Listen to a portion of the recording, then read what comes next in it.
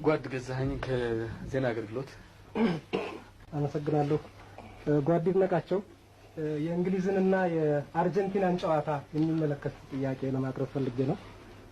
በዚህ ጨዋታ ውስጥ የአርጀንቲና ቡድን ማራዶና ያገባው ጎል የመጀመሪያው ይመስለኛል እንደተመለከትነው በእጁ ነው የሚል በዛም አካባቢ ብዙ ውዝግብ ፈጥሮ እንደነበረ ነው እና በተለይም የዓለም ዋንጫ ከተጠናቀቀም በኋላ ቢሆን በተለያዩ መስቀለኛ ጥያቄዎች ማራዶናን እንዲያምን ለማድረግ ብዙ ሙከራዎች ተደርገው ነበረ። ግን በመጨረሻ ያያችሁት የኔን እጅ ሳይሆን የእንግሊዝ በረኛውን ሁለት እጆች ከዛም ቢቀጥል የእግዚአብሔርን እጅ ይሆናል እንጂ ማንንም ማላያችሁ ነው የሚለው። ታዲያ ሁኔታውን እርሶ በዛ በቅርብ እንደመመልከተው ምንድነው በዚህ የሚሰጡን አስተያየት?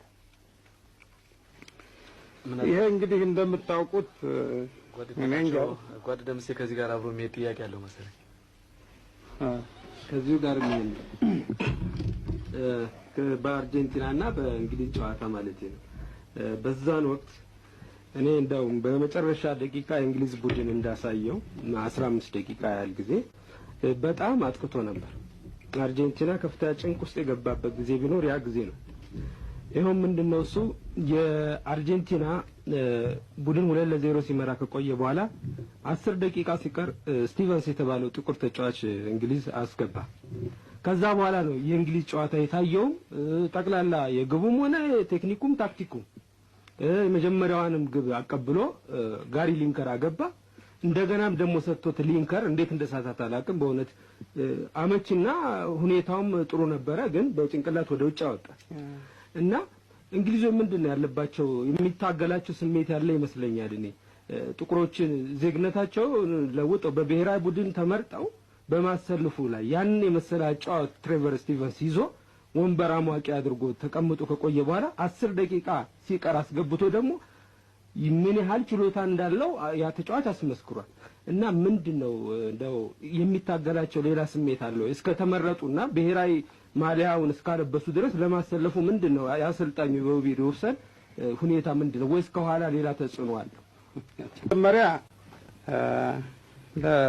ለደምሴ ጥያቄ መልስ ልስጥ መሰለኝ ወደ ማራዶና እጅ ከመድረሳችን በፊት ይሄ በተለይ በዚያ ቀን አሰልጣኙ ይሄን ተጫዋች ያላሰለፈው በዘር መድሎ ተነስቶ ነው ብዬ ለማረጋገጥ በጣም ያስቸግረኛል። እርግጥ ብዙ ጊዜ እንግሊዞች የወዳጅነት ጨዋታ ሲጫወቱ የሻምፒዮና ውድድር በቴሌቪዥን ስንመለከት ሁሉ ብዙ ጥቁሮች እናያለን በየክለቡ እና ከዚህ ቀደምም ብዙዎችም ተመርጠው ነበር።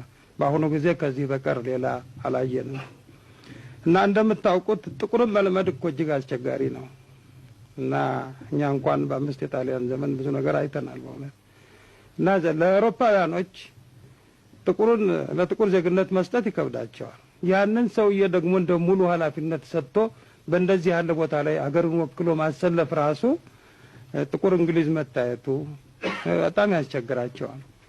እኔ አሁን ሶቪየት ሞስኮ በተዘጋጀው ኦሊምፒክ ጨዋታ የስዊድን ቦክሰር ይጋጠማል ተብሎ ስንጠብቅ አንድ ጥቁር ይዘው ከተፋሉ እና ይሄ ስዊድን ነው ወይ ያለ ሰው ሁሉ ተጠያየቀ፣ ይደነግጣል። ምክንያቱም ጥቁር ስዊድን የለም የሚል ነው።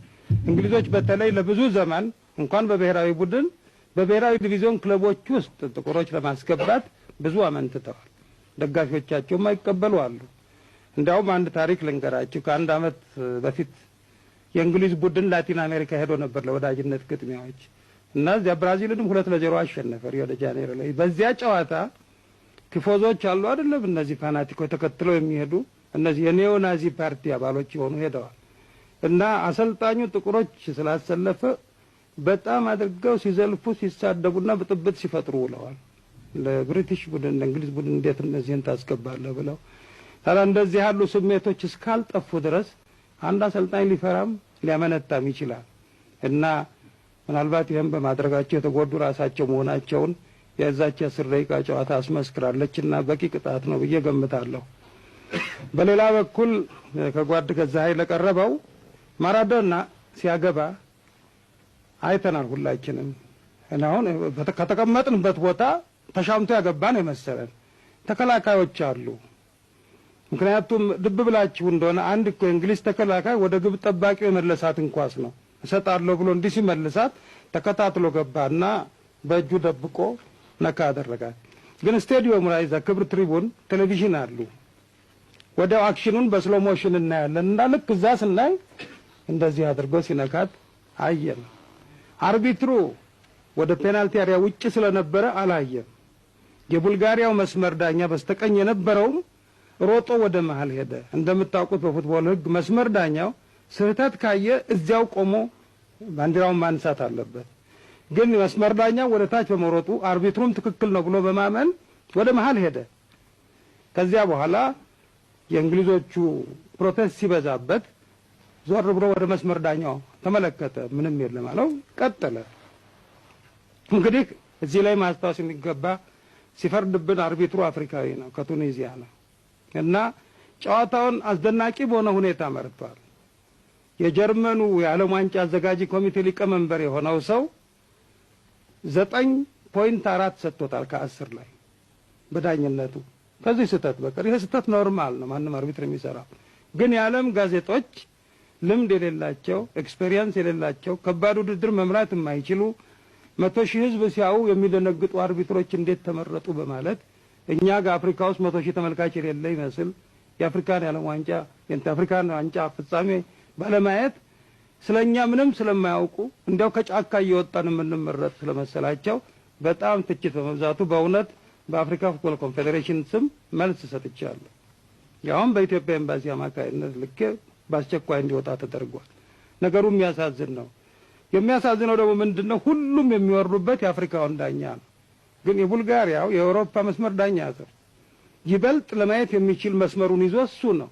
አንድም ስለሱ የሚያነሳ የለም እና ይሄ የአፍሪካን እድገት የአፍሪካን ፕሮሞሽን አፍሪካ በከባድ ኃላፊነት ላይ መኖሯንና እንደ ወደፊትም ዳኛ እንዳይመረጥብን የሚያደርግ ነው።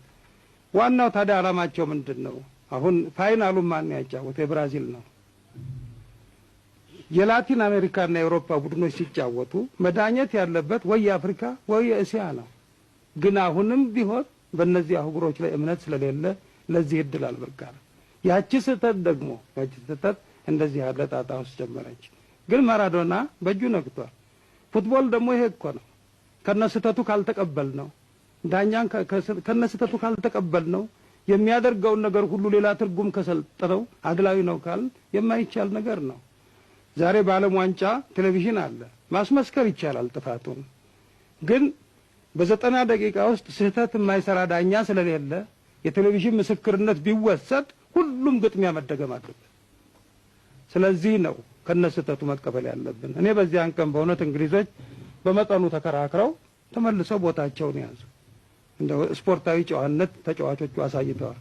ዩሩጓይ ቢሆን አሁን የሚሞከር ነገር አይደለም። እንደው በጣም ብልግና ያሳየ ቡድን የዩሩጓይ ቡድን ነው። የዱለኛ ቡድን ነው። ቴክኒኩ ሳያንስ ጥበቡ ሳያንስ ተጫዋች እየወጣባቸው ያለ ምክንያት 6 ጎል እየበሉ ይወጡ እነሱ ናቸው። እና የስፓኝና የብራዚል አሁን 0-1 አሸንፏል ብራዚል። ግን የስፔን ጎል አይታችሁታል? አዲስ አበባ ተመልክታችሁታል? ገብታለች ኳሷ ነጥራ። ግን አርቢትሩ የአውስትራሊያ ነው። አውስትራሊያ እንግዲህ እንደ 3ኛው ዓለም ነው የሚቆጠረው በፉትቦል። ምንም እንኳን ዞሮ የእንግሊዝ ልጆች ናቸው እዛ ያሉት፣ ዳኛውም ዘሩ እንግሊዝ ነው። ቢሆንም እንደ 3ኛው ዓለም ስለሚቆጠር የአውስትራሊያው ያንን ከለከለ፣ የአፍሪካ ይሄን ከለከለ ተብሎ በእኛ ላይ የሀሜት ድምር ለመቆለል አመችቷቸዋል። ግን እውነተኛ ዳኝነት ካለ ዳኛው ኳስ ሜዳ ሆኖ ሲመለከት ሲዳኝ ያቺ ኳስ ከመቅጽበት እንጨቱን መታ ነክታ ስትወጣ ነው። በዛች ሰከንድ ውስጥ ኳሷ መስመሩን ሙሉ በሙሉ አልፋለች አላለፈችም ብሎ ለመፍረድ በጣም አስቸጋሪ ነው። መስመር ዳኛውም እሱም። ግን እኛ ፎቶይ ላይ ቁጭ ብለን በቴሌቪዥን በስሎ ሞሽን 5-6 ስናየው እውነቱ ይታየናል። ለዳኛው እዚያ ደጋግሞ የሚያሳየው የለም። እና በፉትቦል ሕግ ደግሞ ያልተደረገ ግብ ነው ብለህ ከምታጸድቅ የተደረገ ግብ መሻር ይሻላል። ምክንያቱም በስህተት ግብ መቆጠር የለበት እና ሳያጸድቀው ቀር ይሄ እንደ ታላቅ ኃጢአት ተቆጥሮ ይኸው እስከ ዛሬ ድረስ ይነገራል። እና በአጠቃላይ እንደነዚህ ያሉ ሁኔታዎች አሉ። ቢሆንም ማራዶና ያገባው በእጁ ነው። ደግነቱ ያችን ሁለተኛ ጎል በማግባት ጥሩ አድርጎ ችሎታውን